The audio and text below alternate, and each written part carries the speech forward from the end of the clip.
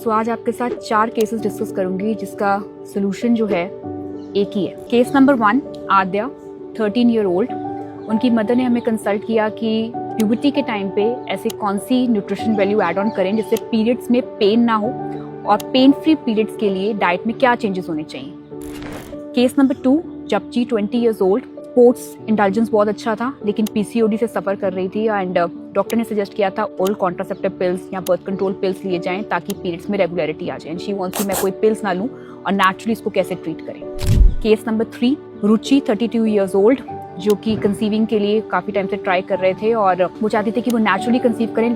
However doctor has suggested to go for IVF. Case number 4, Meenakshi 45 year old, जो कि menopause की तरफ उनकी ब्लीडिंग बहुत ज़्यादा थी और डॉक्टर ने सजेस्ट किया था कि हिस्टेक्टमी करवा दी जाए, लेकिन शी वांट्स कि वो नेचुरली इस चीज़ को कैसे हील करें। सो इन सब केसेस में सोल्यूशन क्या है?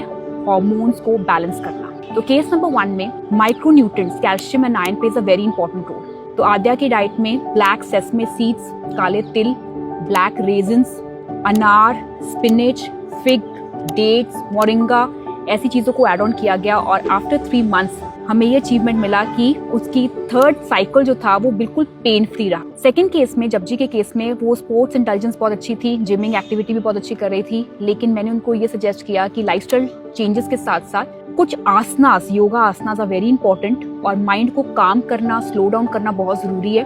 तो उसके केस में 2 चीज़ों को चेंज किया, आसन्स लाइक कोबरा पोज, सेतुबंद आसन, मल आसन, इन सब चीज़ों को ऐड ऑन किया गया एंड अलॉन्ग विद दिस उसका जो गैजेट टाइम जो था रात का उसको ड्रॉप किया गया ताकि रात के टाइम पे बॉडी जो है वो रिलैक्स कर सके।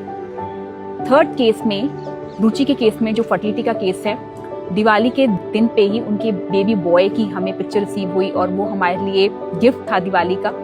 सो उसके केस में सबसे बड़ा रोल प्ले किया उनकी स्लीप ने। लाइफस्टाइल चेंजेस तो हुए ही, लेकिन उनकी स्लीप बहुत डिस्टर्ब थी बिकॉज ऑफ ओवर थिंकिंग। तो उसके केस में माइंड कोचिंग करना, माइंड को रिलैक्स करना और रात के टाइम पे जो हार्मोन्स हमारे रेगुलेट करते हैं उसको बेटर करने के लिए, नींद बेटर लाने के लिए हमने कुछ चीज़ों को, मैग्नीशियम रिच फूड को जो वो सजेस्ट किया एंड रिजल्ट हमारे सामने था। लास्ट केस में जो मेनोपॉज का केस है वो अभी भी हमारे साथ हैं और उनके केस में ब्लीडिंग अब कम हो चुकी है। उनके केस में कोरिएंडर सीड, वरियाली ड्रिंक, सौंफ वाटर बहुत अच्छा रोल प्ले कर रहा है and now we are expecting कि हम ये फिंगर क्रॉस कर रहे हैं कि उनको सर्जरी ना करवानी पड़े। सो सभी केसेस में मुझे लगता है कि जो नटशेल है, it's all about belief, it's all about trust, it's all about कि आपको अपनी बॉडी के ऊपर इतना ट्रस्ट है कि हीलिंग पावर नेचर रखती है। एक आस राखो मन माहे, सर्व रोग नानक मिट जाए। बस वो विश्वास रखिए, प्रॉब्लम सब रिजॉल्व हो सकती है।